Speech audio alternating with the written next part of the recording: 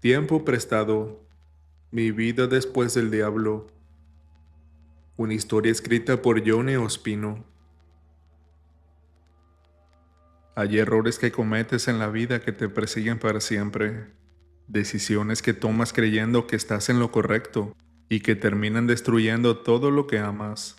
Mi historia es la de un hombre que rechazó lo que era por orgullo, que pagó el precio más alto imaginable por esa negación y que ahora vive cada día sabiendo que su tiempo prestado eventualmente se acabará. Yo me llamo Gabriel Mendoza, tengo 42 años y esta es la verdad sobre lo que soy y lo que hice. Nací en un pueblo en el estado de Oaxaca, en México, en una familia donde ser nahual era parte de nuestra herencia. Mi abuelo lo fue, mi padre también. Varios tíos y primos portaban esa marca en la sangre. Desde niño me hablaron sobre nuestra naturaleza, me prepararon para el día en que la transformación llegara. Pero yo rechacé todo eso con una terquedad que ahora veo fue mi perdición. Quería ser normal, tener una vida común sin cargar con lo que consideraba una maldición ancestral. Me negué a aprender los rituales de control. Ignoré las advertencias de mi padre. Me burlé de las tradiciones que mi familia respetaba. Cuando cumplí 20 años, la transformación llegó sin que estuviera preparado. Fue una noche de luna llena. Sentí un dolor insoportable recorrer todo mi cuerpo mientras mis huesos se reestructuraban y mi piel cambiaba. No hubo ritual que me guiara. No hubo conocimiento que me ayudara a controlar lo que pasaba. La bestia emergió violenta y sin control alguno. Y cuando desperté horas después estaba sin ropa alguna en el monte sin recordar nada de lo que había hecho. Mis manos estaban manchadas con sangre que no era mía. Regresé a casa antes del amanecer aterrado por lo que podía haber hecho. Los días siguientes me enteré de que habían encontrado varios animales de granja destrozados esa noche. Intenté convencerme de que había sido solo eso, animales. Mi padre me confrontó sabiendo lo que había pasado. Me rogó que aceptara el entrenamiento para controlar la bestia. Pero mi orgullo seguía intacto. Le dije que me las arreglaría solo, que no necesitaba su ayuda. Las siguientes lunas llenas fueron iguales. Me transformaba sin control. Perdía la conciencia. Despertaba en lugares diferentes sin memoria de lo que había hecho. Comencé a encadenarme en un cuarto abandonado durante esas noches, pensando que podría contenerme. Pero la fuerza del nahual rompía cualquier cadena. Destrozaba cualquier puerta. Empecé a alejarme del pueblo durante esas noches de martirio, adentrándome en el monte profundo donde no había nadie a quien lastimar. Si bien desconocía en gran parte lo que hacía, terminaba en municipios lejanos donde nadie me conocía y por consiguiente tampoco podían culparme de lo que pasaba. Acusar a un hombre de quitarle la vida a un ganado encontrado con huellas y marcas de una bestia de más de 2 metros era algo absurdo, para todos menos para mí. Con el tiempo preferí no escuchar nada de eso y siempre recibía la caridad de alguna señora que me daba ropa y me ayudaba a ubicarme para encontrar el camino a casa.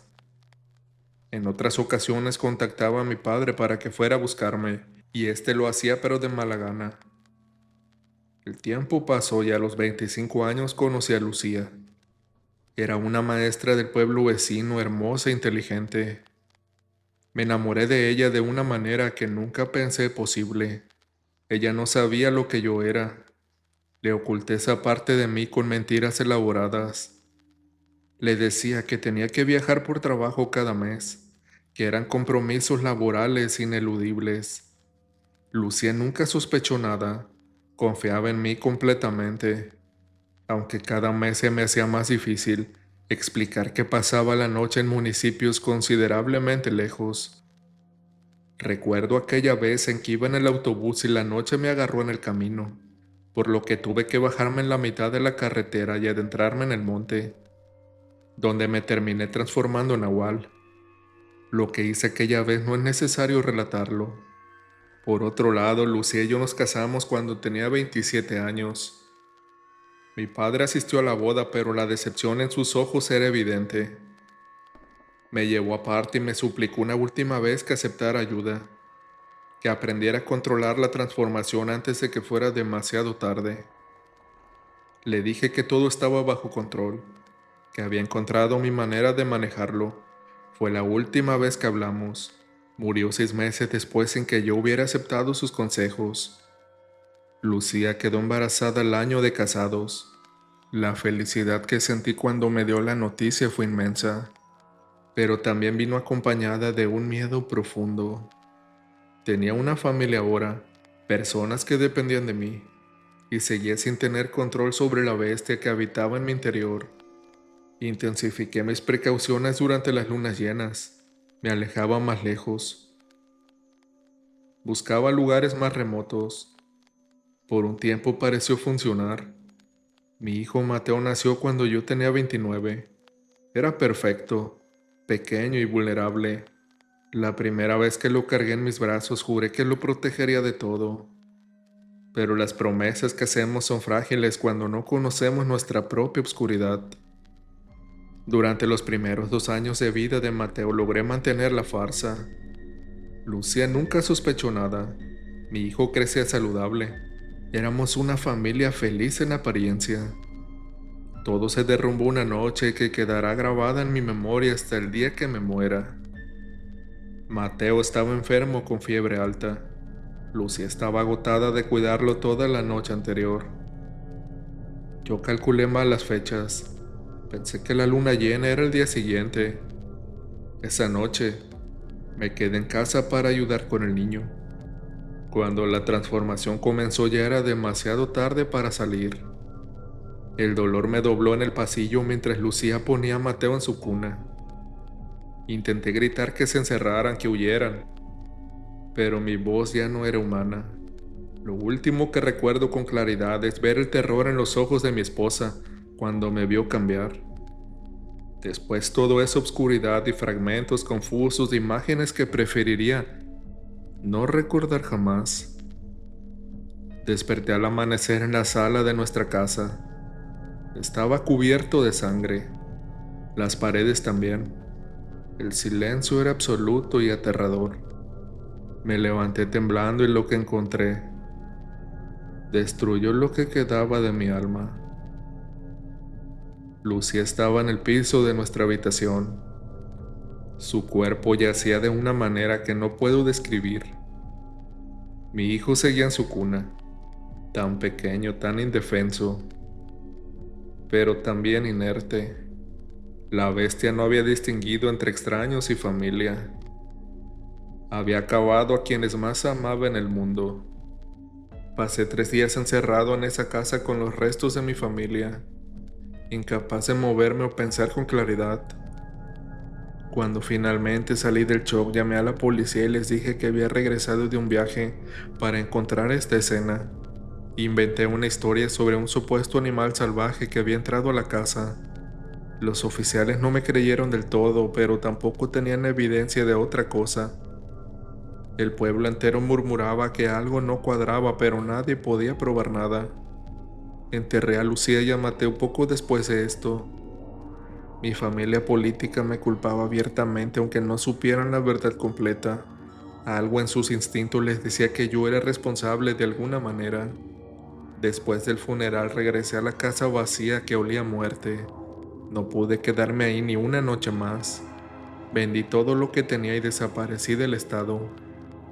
Pasé meses vagando sin rumbo, durmiendo donde podía, transformándome en lugares cada vez más remotos durante las lunas llenas. La culpa me consumía cada día.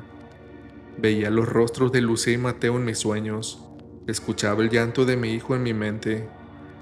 Consideré seriamente acabar con mi propia existencia, pero algo me detenía. Tal vez la cobardía o tal vez la creencia de que merecía sufrir por lo que había hecho. Fue durante ese tiempo que tomé la decisión de abandonar México completamente. Si no podía controlar la bestia, entonces al menos podía asegurarme de que no lastimara a nadie más en mi tierra. Investigué países lejanos y finalmente elegí Colombia. Era lo suficientemente lejos. Era un lugar donde nadie me reconocería. Reuní el poco dinero que me quedaba y compré el boleto de avión. Llegué a Colombia cuando tenía 32 años. Me establecí en una zona rural del eje cafetero, lejos de ciudades grandes. Renté un cuarto pequeño en las afueras de un pueblo llamado Montenegro, cerca de extensas fincas cafeteras. Le dije a la gente que era mexicano buscando empezar de nuevo después de tragedias personales. Conseguí trabajo como jornalero en las fincas. Era labor física dura que me mantenía ocupado durante el día. Durante las lunas llenas me adentraba en los cafetales donde la vegetación era densa. Me perdía entre las plantas esperando que si me transformaba al menos estaría lejos de personas. Algunas veces despertaba en el mismo lugar donde me había acostado. Otras veces aparecía kilómetros más allá cubierto de barro y arañazos. Los recuerdos de esas noches eran borrosos, fragmentos confusos de correr entre árboles, de olores intensos, de instintos que no eran míos. Pensé que al estar en otro país las cosas serían diferentes, pero la bestia no entiende de fronteras. 3 meses después comenzaron las noticias. Un trabajador de una finca vecina había sido agredido brutalmente. Sobrevivió pero quedó gravemente herido. Decían que había sido un animal salvaje, tal vez un puma o un jaguar. Yo era el único que conocía la verdad y temía que la gente relacionara esas agresiones con mi repentina llegada al municipio. Por fortuna era gente buena que no pensó mal de mí, sino que me acogieron como si fuera oriundo del lugar. Las noticias continuaron en los meses siguientes. Animales de granja destrozados, más agresiones a personas que trabajaban por la noche. Las autoridades organizaron cacerías buscando al animal responsable, pero nunca encontraron nada. Yo vivía con el terror constante de que alguien me conectara con esos ataques, de que descubrieran que todos ocurrían durante las lunas llenas. Además, no quería que nada malo le sucediera a mis patrones. Eran tan amables conmigo que muchas veces llegué a considerar a los viejos como mis verdaderos padres, a pesar de mi edad. Como ellos no tenían hijos ni nietos, me veían como tal. Una noche, 2 años después de llegar al país, recibí una visita que cambiaría todo nuevamente. Estaba en mi cuarto pequeño preparándome para la siguiente luna llena, cuando alguien tocó a la puerta. Abrí y encontré a un hombre parado ahí, vestido completamente de negro con un sombrero que ocultaba parcialmente su rostro. Su presencia emanaba algo que me hizo retroceder instintivamente. El hombre entró sin esperar invitación. Cerró la puerta detrás de él y se quitó el sombrero. Su rostro era ordinario. Podría haber sido cualquiera, pero sus ojos eran diferentes. Había algo terrible en esa mirada que me hizo comprender que no estaba frente a un humano común. Me habló con voz tranquila diciendo que sabía lo que yo era, que había estado observándome desde que llegué a Colombia. Le pregunté quién era, aunque parte de mí ya lo sabía. Se sonrió y confirmó mis sospechas. Dijo que podía llamarlo como yo quisiera, pero que en esencia era lo que la gente llama el diablo. No parecía la figura amenazante de las historias religiosas. Lucía más bien como un hombre de negocios a punto de hacer una propuesta, una que sería tan dañina y peligrosa como mis propios genes de Nahual. Sin duda alguna, el rechazar la oportunidad de controlar mis impulsos me había salido caro, y ese precio lo seguiría pagando por el resto de mi vida. Aquel hombre me explicó que podía ofrecerme una solución a mi problema. Podía detener las transformaciones involuntarias, hacer que nunca más me convirtiera en nahual sin mi consentimiento. Viviría como un hombre normal, sin tener que esconderme cada luna llena, sin temer lastimar a otros. El precio sería simple. En algún momento futuro que él decidiría, otro nahual vendría por mí y me quitaría mi existencia. No especificó cuándo pasaría. Podría ser en 3 meses, años o décadas, pero cuando ese momento llegara no habría escape posible. La propuesta me paralizó. Era exactamente lo que había querido desde los 20 años. Control sobre la bestia, una vida normal, pero el costo era mi vida eventual en garras de otro como yo. Pensé en Lucía y Mateo. en todas las personas que había lastimado a lo largo de los años. Pensé en los trabajadores colombianos agredidos por mi culpa. La decisión fue más difícil de lo que debió ser. Acepté el trato sin negociar términos. El hombre de negro sonrió satisfecho. Extendió su mano y cuando la estreché, sentí un calor abrasador recorrer mi brazo. Me dijo que el pacto estaba sellado, que nunca más me transformaría involuntariamente. Entonces se puso el sombrero, abrió la puerta y desapareció en la noche. No volví a verlo desde entonces. La siguiente luna llena esperé con terror a que la transformación llegara. Sentí los primeros indicios del dolor familiar, pero entonces se detuvo abruptamente, como si algo invisible lo hubiera cortado. Pasé toda la noche despierto esperando, pero el amanecer llegó y seguía siendo un humano. El alivio que sentí fue indescriptible. Años de vivir como prisionero de mi propia naturaleza habían terminado. Si bien todavía sentí un pequeño ardor en cada rincón de mi cuerpo, era algo soportable y en nada comparado con el peso de la culpa por cometer atrocidades mientras no era consciente de nada. Lo vi de un modo muy irónico y contradictorio, milagroso.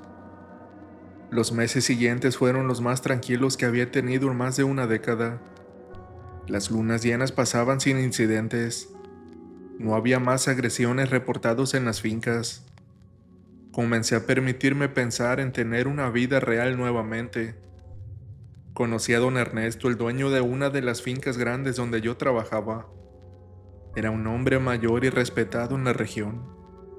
Me tomó aprecio por mi dedicación al trabajo, sin mencionar que era buen amigo de mis patrones.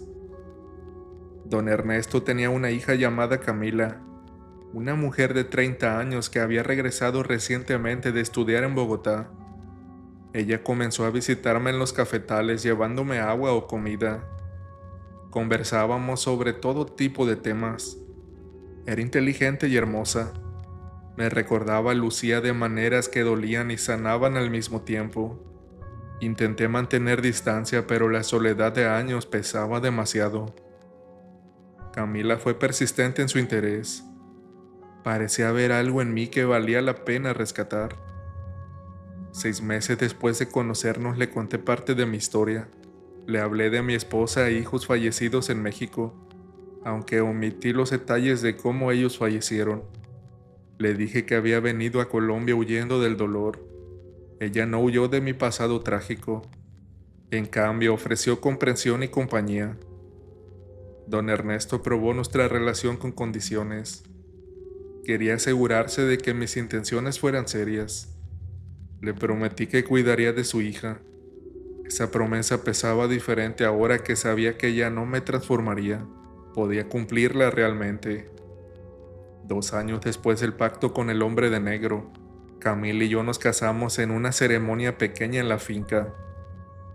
Ahora tengo una nueva familia. Camila está embarazada de nuestro primer hijo. Viviremos en una casa que don Ernesto nos regaló en su propiedad. Trabajo administrando parte de la finca. Tengo responsabilidades y respeto. Desde afuera parezco un hombre que logró reconstruir su vida después de tragedias. Alguien que encontró redención y una segunda oportunidad. Pero la verdad es más complicada. Cada día que vivo feliz con Camila, cada vez que siento a mi hijo moverse en su vientre, sé que estoy en un tiempo prestado. El pacto que hice con el diablo no tiene fecha de expiración revelada. Podría ser mañana, podría ser cuando tenga 80 años. En algún momento un nahual aparecerá, tal vez en medio de la noche, tal vez durante el día. Me encontrará sin importar dónde esté y cobrará el precio que acordé pagar. No le he contado nada de esto a Camila. Ella no sabe lo que yo fui. No sabe del pacto que hice. No sabe que algún día encontrará mi cuerpo destrozado sin explicación alguna. Cargo con ese conocimiento solo. Es mi penitencia por los errores del pasado. He considerado contarle la verdad, pero ¿qué le diría? Que su esposo es un criminal que acabó con su primera familia, que hizo un trato con el diablo, A veces por las noches miro por la ventana esperando ver la figura de un nahual acercándose entre los cafetales. Me pregunto cómo será, si sentiré dolor o si será rápido. Me pregunto si Camila podrá superarlo, si nuestro hijo crecerá preguntándose qué le pasó a su padre. Esas preguntas me mantienen despierto más que el miedo a la muerte misma. La ironía no se me escapa. Pasé años aterrando a otros como un nahual sin control. Acabé con las personas que más amaba. Huí a otro país dejando un rastro de víctimas. Ahora vivo sabiendo que experimentaré el mismo terror que mis víctimas sintieron, que acabaré de la misma manera violenta que yo infligí a otros. Es justicia de alguna manera retorcida, pero hasta que ese día llegue intentaré ser el mejor esposo que pueda, el mejor padre para mi hijo. Les daré todo el amor que no pude darle a Mateo, toda la dedicación que Lucía merecía. Cuando el nahual finalmente venga y cobre lo que le debo, al menos habré tenido estos años de paz que no merecía, pero que agradezco profundamente. Esta es mi verdad, la confesión de Gabriel Mendoza, un nahual que rechazó su naturaleza y pagó el precio más alto imaginable. Ahora vivo cada día como si fuera el último, porque eventualmente uno de ellos lo será. Y cuando llegue ese momento, enfrentaré mi destino sabiendo que es exactamente lo que merezco por todo el daño que hice.